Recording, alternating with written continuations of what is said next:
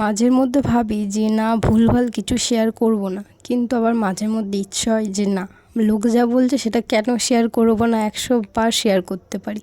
তো সেই মতনই আজকে আমি যেখানে কাজে যাচ্ছি, মানুষ মানুষকে কতটা বিশ্বাস করলে এই জিনিসটা সে করে। আজকে যে দিদিকে সাজাতে যাচ্ছি, তার নেল আর্টিস্ট তাকে না করেছে সে যেন আমার কাছে না সাজে, আমি নাকি ভালো সাজাতে পারিনি।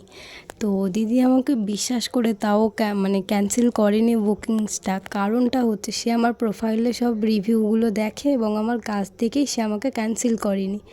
তারপর যে বলেছে কথাটা, সে নেলস করে, সে মেকআপও করে।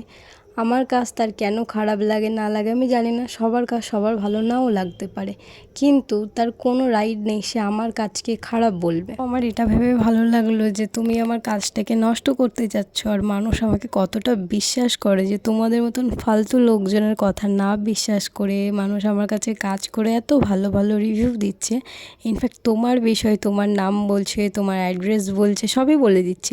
তার মানে ভেবে নাও যে তোমার জায়গাটা কেমন আর আমার জায়গাটা কেমন। ফালতুভাবে কেউ কোনোদিনও বড় হতে পারে না, বা কাউকে ছোট করে কেউ বড় হতে পারে না। তো নিজের জায়গাটা ঠিক করতে আগে মানসিকতাটা ভালো করো, তারপর না বড় হবে।